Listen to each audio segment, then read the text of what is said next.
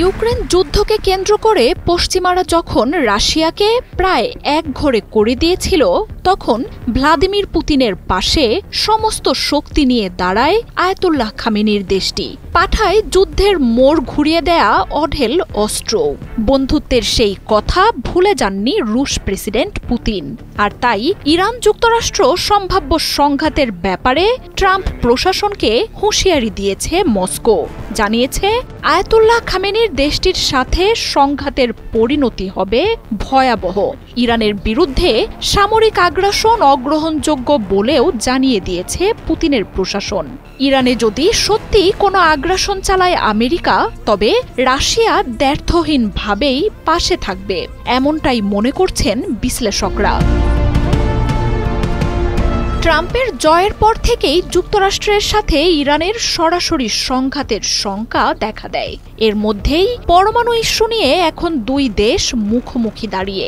পরমাণু শক্তি ত্যাগ করতে ইরানকে চুক্তিতে আসতে বোমা হামলার মতো সামরিক আগ্রাসনের হুমকি দিচ্ছেন মার্কিন প্রেসিডেন্ট ট্রাম্প। তবে পরাশক্তি ইরান সেসব উড়িয়ে দিয়ে শুরু করেছে যুদ্ধের প্রস্তুতি। আর এমন পরিস্থিতিতে দুই দেশের সংঘাত এখন অনেকটাই অনিবার্য। তবে মিত্র ইরানকে যুক্তরাষ্ট্রের দেয়া হুঁশিয়ারিতে বসে নেই ভ্লাদিমির পুতিনের রাশিয়া। ইরানকে যে একা ছেড়ে যাবে না, সেই বার্তা স্পষ্ট যুক্তরাষ্ট্রকে জানিয়ে দিয়েছে মস্কো। জানিয়েছে, আয়াতুল্লাহ খামেনির দেশটিতে যুক্তরাষ্ট্রের সামরিক হুমকি একেবারেই অগ্রহণযোগ্য। ইরানকে এমন হুমকি যে অবৈধ, সেই কথাও ট্রাম্পকে জানিয়েছে পুতিনের প্রশাসন।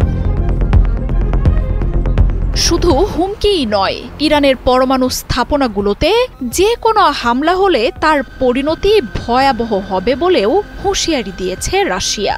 ইরানের পরমাণু কর্মসূচিকে শান্তিপূর্ণ জানিয়ে তার প্রতি পূর্ণ সমর্থনের কথাও জানিয়েছে মস্কো।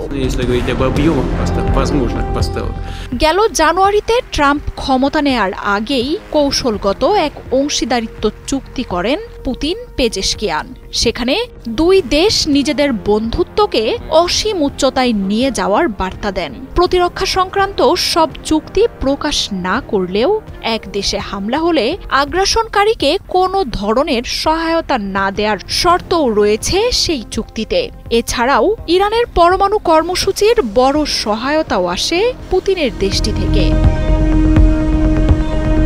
ইউক্রেন যুদ্ধের প্রায় ৩ বছর যুক্তরাষ্ট্রের চক্রান্তে একঘরে হয়েছিল রাশিয়া।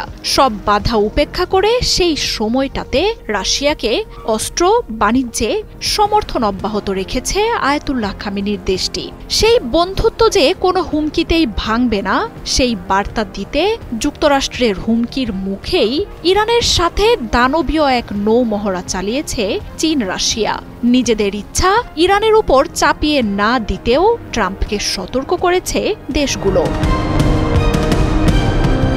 মার্জিয়া উপমা, ৭১।